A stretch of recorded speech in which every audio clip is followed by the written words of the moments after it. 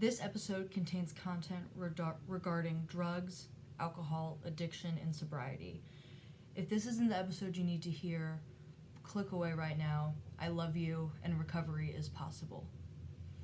And with that, hello, and welcome back to the BFA Baby podcast.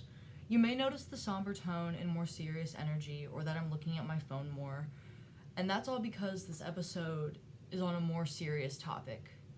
I've been itching to make an episode about addiction, substance abuse, and obsession in the arts since the first season of this podcast.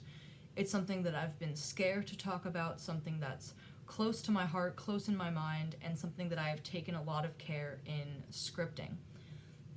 Like I said, you may notice me looking at my phone more often today, and that's because I've fully scripted this episode out. I usually just have bullet point notes or I roll completely off the cuff, but I wanted every word in this episode to be said eloquently and perfectly. This is a serious topic after all, and with last week's episode about the tortured artist archetype, there were mentions of drugs and alcohol and obsession being part of these stories, both fictional and those in real life. The rampant use and abuse of substances in our field of work isn't something that I have been immune to or sheltered from, and it's been glaringly obvious for years now.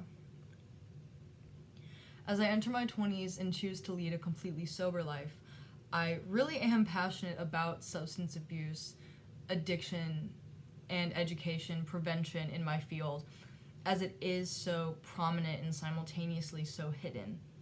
We'll talk about my choice of sobriety towards the end of this episode, but I wanted to start with some research and first-person accounts of substance abuse in the performing arts. It was important to me for this episode to lift up the stories and voices of the recovered, as those stories can help encourage recovery in others. To quote directly from the American Addiction Center, quote, "A 2015 report released by the Substance Abuse and Mental Health Services Administration describes the rates of substance use and abuse within several different industry categories, including arts and entertainment." Unquote. That's us. To continue, quote, "A large problem that plagues the arts industry, as reported by the study, is excessive alcohol use. Over 1/10 of the industry population reports to having consumed alcohol in excess within any given month.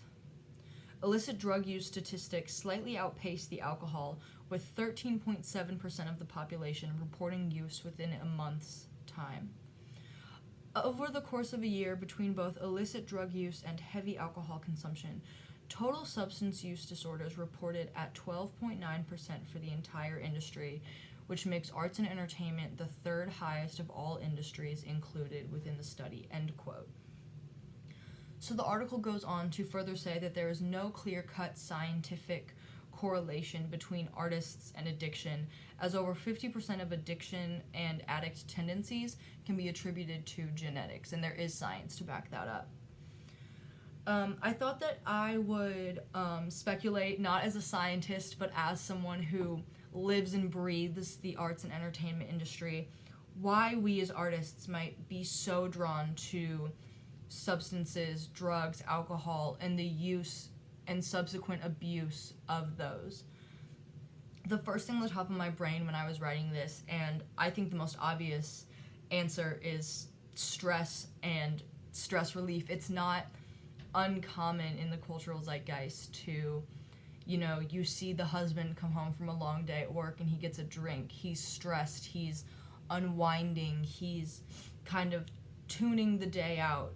And I think that is a really obvious answer with a career in the arts. We work in an industry with limited job security, and we're always fighting for that next paycheck and that next gig. That's a lot of stress on us, as sometimes we are balancing more than one job as well. The quote-unquote survival job that we were talking about in the first episode of this season. People from all industries that fall victim to substance abuse tend to start small and casually as a stress reliever, something to take the mind off the hecticness of their lives. And the same goes for performers who, as someone who lives it, lead a pretty hectic life. Next, I have to mention the loneliness of the industry. This is something when I was scripting this that I really wanted to lean into because it's something that I've been thinking a lot about, something that I have been feeling a lot about, and I really just kind of wanted to mention the loneliness of being in the arts and entertainment industry. Not only are you running from job to job, auditions, classes, and the like, but if you book that show, that gig, whatever, you're in rehearsals all day and you're on stage until late hours of the night. That doesn't leave a lot of room to see friends or family, or if you have a partner, your partner, or to make connections outside of the show, outside of that world, outside of that industry. And even on the small scale of being in shows at my community or in my school, between class and work and rehearsals, especially when you get into fittings and tech and actual show week, like I am off the grid. I'm constantly in a state of leaving my apartment at 7 a.m. and coming back at midnight. You know, and as artists, we lead lives with such busy schedules and jobs that really ask for your life to revolve around it. And it can be lonely and isolating and confusing, and I think that's when people start to turn to things to cope with that, to fill that void, whatever you want to call it. That loneliness is kind of where I think a lot of these coping mechanisms can slowly find a way to creep into our lifestyle. Alongside the isolating nature of the performer's schedule, depending on the people around you, you might feel isolated even more because the people around you don't understand your job, your passion, or your lifestyle.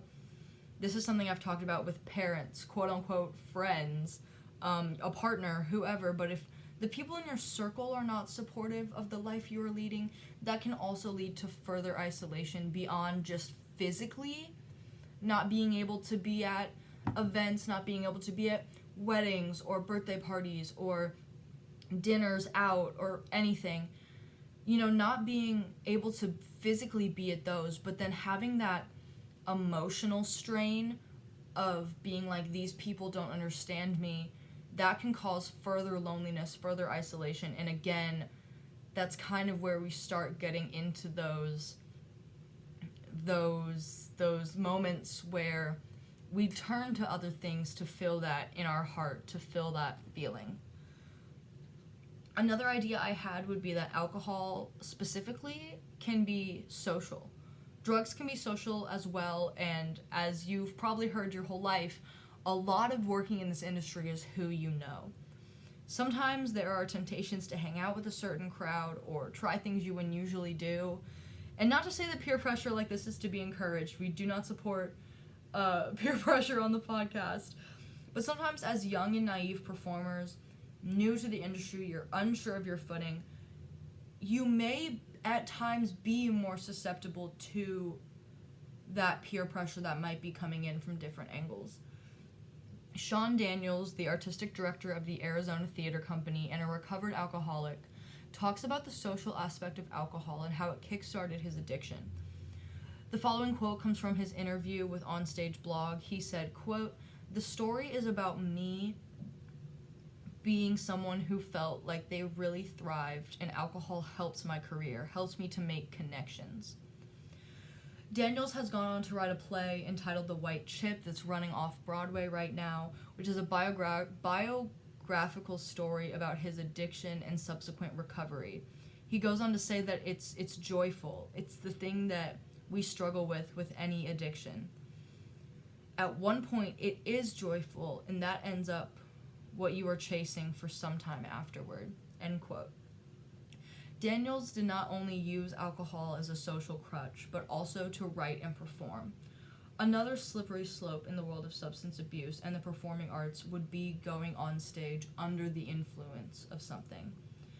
Daniels would go on to say that having a drink at 5:30 p.m. became part of his process to loosen up and find aspects of his characters that he didn't think he could find otherwise. Quote, "An hour and a half before rehearsal, I would have a vodka tonic. By rehearsal time, there were no effects anyone could see, but I felt free, end quote.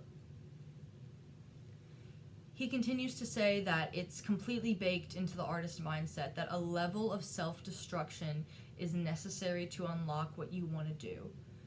In some ways, you start to believe that without it, you are not an artist, that it helps you to unlock your genius. And I want to jump off script here for a minute and say that this is something that I really sort of wanted to lean into with last week's episode about the tortured artist archetype, and about how, you know, with the prevalence of the archetype coming up in media, it is kind of pushing that narrative that, you know, you kind of have to do the craziest things to get the best art, and that's what Sean is talking about here. You know, it's intrinsically in that mindset when you start creating that, what do I have to take out of myself to put into the art? And that's another thing that I think people are kind of falling into with, you know, alcohol, like Sean. I mean, we'll use alcohol for example because we're talking about Sean Daniels and his story.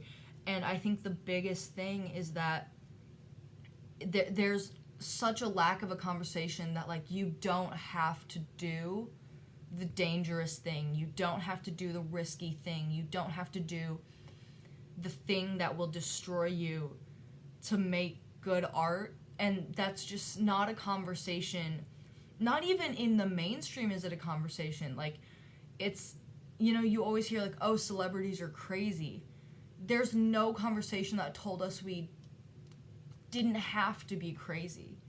We've always had to be crazy to do what we thought and what the public thought was successful and quote-unquote good art. And I think only now are we starting to kind of come around to the idea that, like, you don't have to do the crazy thing. You don't need drugs and alcohol and a risky lifestyle. You don't, obviously, these things in moderation. Live your life. I'm not here to tell you how to live, but, you know, these things in moderation we're chilling.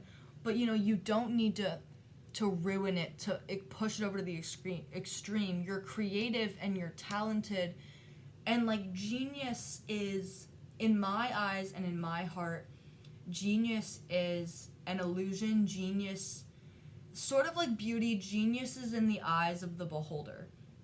You know, people who have been historically labeled geniuses historically didn't see themselves that way. And there are people that the public don't view as genius, but they view themselves as.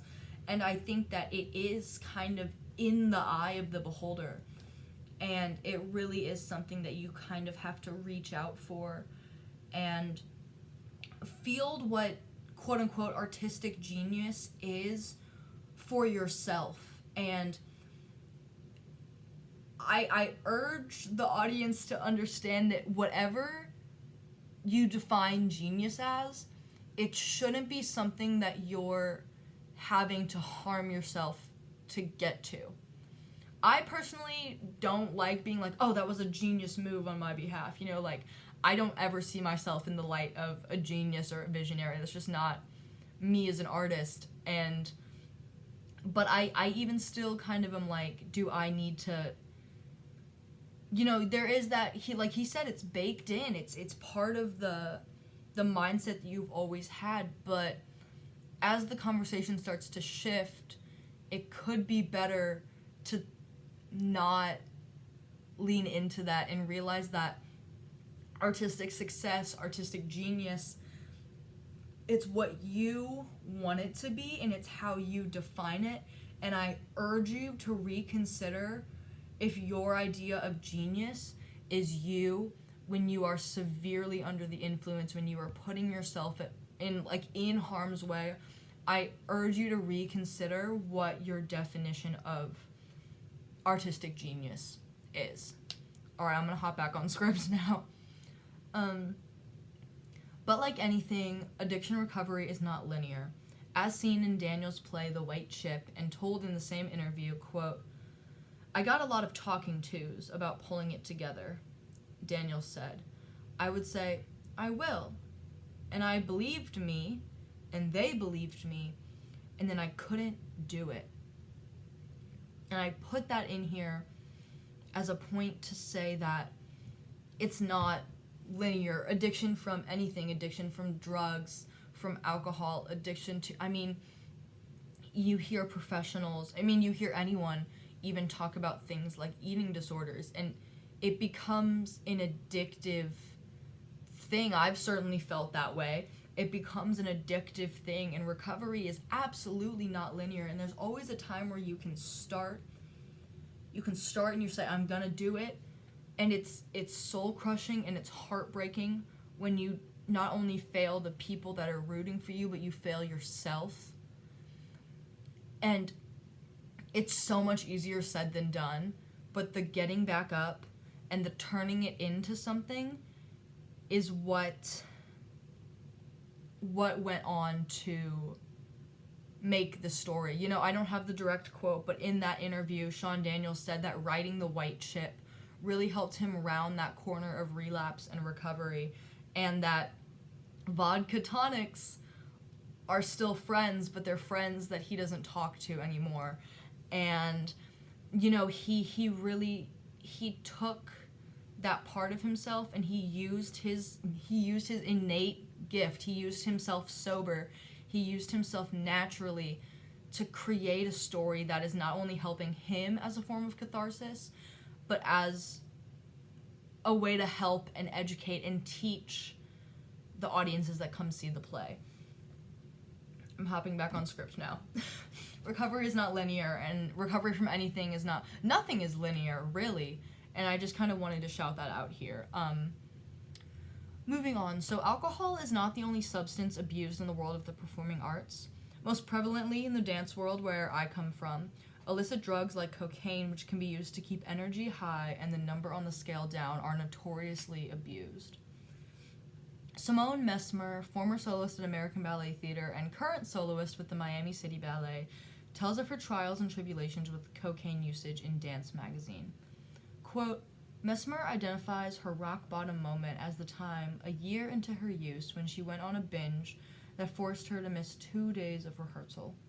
By this time, ABT had more than a hunch about her problem and gave her an ultimatum: go to rehab or quit. The quote continues to say, dancers who are struggling are often seen as less favorable by their peers. We don't spend much energy on mental health in the dance world, and it's a way to weed out dancers. Only the strong survive.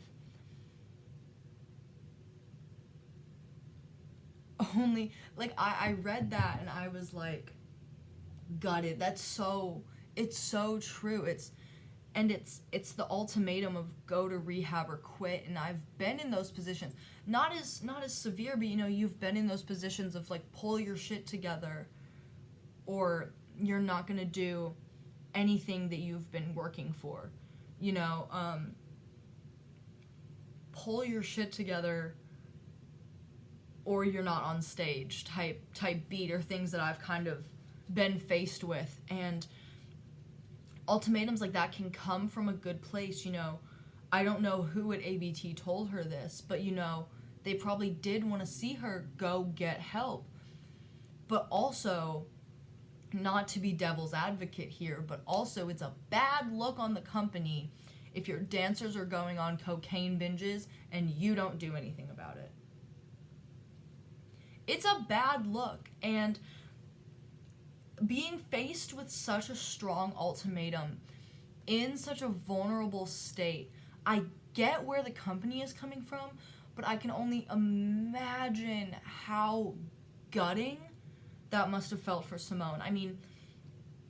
You're doing something that is wrong, but you're seeing the benefit of it. You had been seeing she'd been using for a year. She'd been seeing the benefit of it. And then obviously it hit that rock bottom, it hit that plummet, and it wasn't working anymore. And I can only imagine her feeling lost and scared. And I personally, reading the story, see that binge as a cry for help. And to have such a strong ultimatum thrown right in front of her by people that she respects, people that gave her her job. I know that it's from the right place, but that would have to be, it's from all the times that an ultimatum like that has been placed on me, it's been really damaging, and it's been really scary, and you feel betrayed, and you feel scared, and you feel supported but simultaneously unsupported. And I think that there could have been, and I don't know if there were, she didn't talk about it in the interview, but from what I understand of the story, there were no conversations beforehand. Even when they were suspicious about her use, there were no conversations beforehand about, hey, let's try to get you some help, what's going on. And I think that lack of support, because they said that ABT had more than a hunch. I think they've been seeing things, or people have been seeing things, and I think the biggest thing I'd have to say is early intervention is the best intervention. And I sound like a dare cop right now, and I promise you that I'm not trying to sound like a dare cop, but I really am. I do right now. But early intervention is the best intervention, and I think if someone at ABT had reached out and checked in on her, maybe she wouldn't have been put in such a scary position. Not that to say that her use, it was her using. Obviously, it's layered and it's nuanced, and addiction is not surface level thing, but like to be in that plummet and try to climb out, and you go back to work and they're like, go to rehab or quit, both options that are hard to fathom. It's like you lose your job, or you quit this thing that you thought was making you succeed at your job, and you're in the throes of addiction, and do I want to go through that? I know it's going to hurt my body more than I already have, and all this stuff. And I just, like, I was reading about that, and that ultimatum story just, like, totally gutted me. And to then go on with the quote, "Only the strong survive." It's true. And I touch on it later in the script, so I'll keep going before I ramble and say something stupid. But most famously and publicly, former Royal Ballet soloist Sergei Polunin was a user of cocaine both on and off stage. In an interview with Dazed magazine for his autobiographical documentary Dancer, Polunin is quoted as saying, "It blocks your brain from feeling pain. Nothing stops you, and you can really push yourself." I'm pausing, going off script again. I know I said I was going to script this episode, and I did, but there's, like, other things I kind of want to sprinkle in here. You have to, he was really villainized for his cocaine use. Obviously, drugs are not good. But to villainize people that are in the depths of addiction is only going to prevent them from getting the help they need sooner. And the sooner they get the help, the more benefits they can reap from that. And the villainization of Sergei at this time, I remember it being very prevalent in, like, The Guardian and the New York Times, and the tabloids. He was the bad boy of ballet, and they talk about it in the documentary. And he's gone on to do some things that he's probably not proud of. He's gone on to do some things that I don't necessarily stand by. But the villainization of his drug use was really extreme, and I think that's why he didn't get clean and didn't get help sooner. And you have to realize about his career, that with his career, he had so many outside pressures that were becoming internal pressures. He was the best. He was very naturally talented, but he also thought that if he was the best, it would bring his entire family back together. And putting that kind of pressure on yourself, whether it's realistic or unrealistic, that it does amp up the ambition to succeed, but it also lowers the judgment, I would say. It lowers the judgment. It's, you don't, you know, it's very all or nothing, it takes to succeed type energy there. And I think that's why he really did fall into drugs. You know, he was working so hard, and he was also trying to balance the turmoil he felt with his family, and he was both feeling really lost and alone, but also really celebrated in the world of ballet. And that's so dichotomous and messy and sticky and gross. And you know, he did say, like, it blocks your brain from feeling pain. And if you know anything about ballet, it is not graceful all the time, it is not elegant, it is, the whole gig is that it looks easy when it's not. Ballet is painful, and when you're training, and you're at the top of your game, like Sergei was, and you're performing in everything, and you're rehearsing everything, and you're dancing 20 some odd hours a day, you know, that's a lot of pain that your body feels. And I can see why he was tempted and continued and fell into that spiral. And nothing stops you. You can really push yourself. And I think at the time, he was looking to push forward, to keep working at it. He thought it was going to save his life, and it ended up wrecking his career. I'll go on and keep on my script here. However, Sergei continues, now on the other side of substance abuse, and strongly doesn't recommend it to other dancers. From the same magazine interview, he says, quote, "It's good in the moment, I have to say.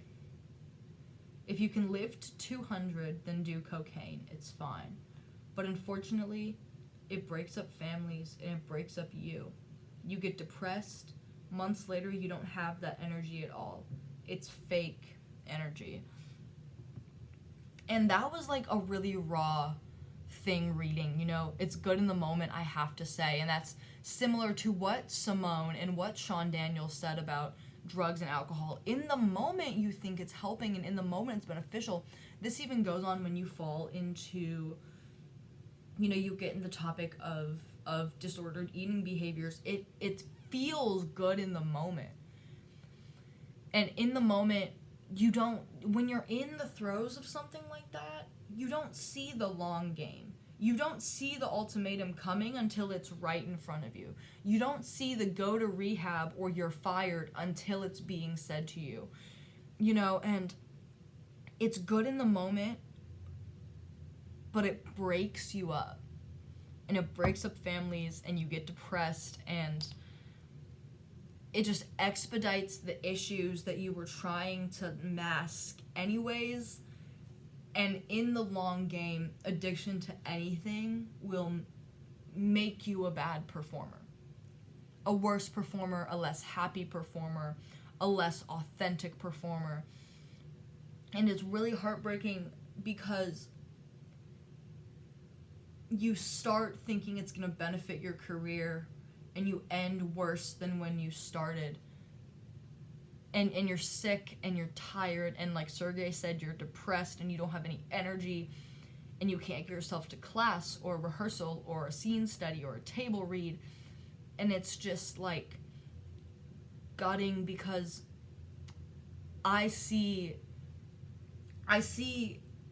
I'll talk about my sobriety towards the end of the episode, but it's you know, you think you know it's wrong, but there's a part of your brain that overrides that, saying like, but it's gonna help you. And you don't see the long game until it's too late. And there's just, yeah. So substance abuse in the arts halts, hinders, and ruins careers that are already finite and fickle. In my opinion, the way that we circumvent such abuse is education. As mentioned earlier with Simone Messner's interview, mental health resources in the world of professional performance are few and far between, and there is still a stigma and negativity surrounding the artists that do seek out and utilize those resources. Once again, to quote, "Only the strong survive. But what if the strength is a facade?" Implementing substance abuse and addiction education into BFA programs and professional arts companies around the world would be beneficial in lessening the amount of abuse in the industry. This is kind of my pitch. This is my way to help enter type B. Education on the long-term effects on health and career would help struggling artists see past the immediate benefits of substance abuse. And like Sergey said, it's good in the moment, but detrimental long-term. And I think having that immediate education will help them kind of be able to picture the long-term. Because you don't ever think that you're gonna be one of those people until you are. You know, you don't... Oh, this episode is going all over the place. You don't start cutting back meals thinking you're gonna end up one of the anorexic, traditional, stereotypical ballerinas that you see on the news. You know, you don't start... You know, Sean Daniels didn't start excessively drinking thinking that he was going to be one of the tortured alcoholic playwrights. You know,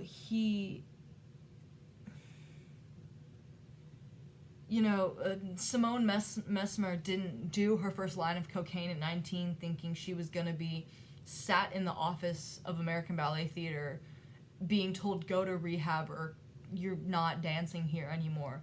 You know, you don't think it's you until it's too late. And I think that education of the long-term benefits, not just the sensationalized stories that we've heard. I mean, we've all heard the Kelsey Kirkland story. We all saw the Sergey backlash when he was still actively dancing and actively using. And that villainization and sensationalization of these stories, it starts to seem so outlandish, and you could never... How could I ever I would never let myself get that bad. This is just casual. This is a one-time thing. I would never let myself get that bad. And you don't let yourself get that bad until you're there, and you don't even know that you're there until you're the next story. You know, and I think that having education in these college programs, when we start blossoming into our careers, when we start wanting to network, when we're offered different things that we don't know, it's all new to us, and having this long-term education would be very beneficial and help us kind of picture the long term and desensationalize the stories we've heard. Because the Kelsey Kirklands of the world started the same way that the Sean Daniels of the world started. It was for the benefit of their career. It was casual. They can stop whenever they want, and then very quickly they can't. This education could also speak on the signs that someone is abusing drugs or alcohol, things to look for in our peers, and ways that we can talk to them about it and get them the help that they deserve. Like I said at the top of the episode, recovery from any addiction is possible, and I did mention this with Simone earlier. That early intervention, even just being like, hey, I just want to make sure you're okay. I mean, there's always the chance that, you know, and I mean, not to play, like, devil's advocate here, but there's always the chance that they're going to lie, be like, oh, yeah, nothing's going on, I'm fine. You know, but there is the chance that if you spark up that conversation, they will be, if this conversation comes from a loving and caring and not accusatory standpoint, there is the chance that, you know, they could open up and they could get help earlier and what they deserve earlier. And I think that early education, especially in college BFA programs, when we're starting to enter this world, is really important. So I thought that I would close with discussing my own outlook on sobriety and my choice to lead a completely sober lifestyle. I did script this. I might be kind of adding in off-the-cuff thoughts here and there. But mainly my decision for a sober lifestyle is that I don't like the taste of alcohol. As, like, narc as that sounds, I don't like it. I think it tastes, like, cleaner. Like something, you know, people are like, oh, you'll get past it. I've never been able to get past it, and I don't like the smell of smoke, cigarettes, cigars, weed, whatever. I'm not into the smell of smoke. Not into it. It's like the immediate sense, like the sense perception of it all, I can never get past to the point where, like, I'll be able to enjoy it. Yeah, and not to mention, my lungs are already not as developed and as strong as a quote-unquote normal person's are. I was born very prematurely, so I know what I'm working with, and I don't want to put myself at more of a risk than I already am, but also not enjoying the sense of it all, the taste, the feeling. The risks of me starting outweigh not even the risks, but the risks and the dislikes outweigh any possible reward of getting drunk, getting high. For me personally, this is just how I choose to live, and especially on substance and alcohol, excessive use and abuse. Obviously, get a drink with the friends, you're gonna wake up fine, but when it gets excessive, when it gets dangerous, when it gets blackout, I obviously come from a college setting, there's a lot of drinking, but on the topic of excessive drinking or even medium drug use, I like to say that if a professional violin player breaks his violin, he can buy a new one. A dancer or actress cannot buy a new body. And that's kind of, when people ask me why I'm sober, I kind of bring that up. I've worked very hard to get my body to a place where I feel strong and confident dancing, and I, in my right mind, don't see drugs or alcohol benefiting me in a way that outweighs, like I said, the risks. Secondly, a major factor in my decision to be sober comes from the fact that I know that I have an addictive personality. And I don't know if that's somewhere in my genetics, but if I like something, I love something. And for a really tame example, I've had the same cup of coffee with the same creamer in it every day for 2 years. If you know me in real life, I am a relentless, even if you know me on the podcast, I am a relentless fan of Dr. Pepper. I rewatch TV shows and movies nearly exclusively. It's very rare that especially with TV shows, it's very rare that I start something new, but I'll even reread entire books that I love. And on a less tame example, I see my addictive personality manifest in my art. And like I mentioned in last week's episode, if I'm working on something, if it's my work, if it's someone else's, if it's a show, if it's a dance, if it's a play, musical, whatever, I am pedal to the fucking metal. I am laying on the gas. I am laying on the horn. I am stepping on it. I'm talking horse racing blinders on, one track mind, you're not stopping me.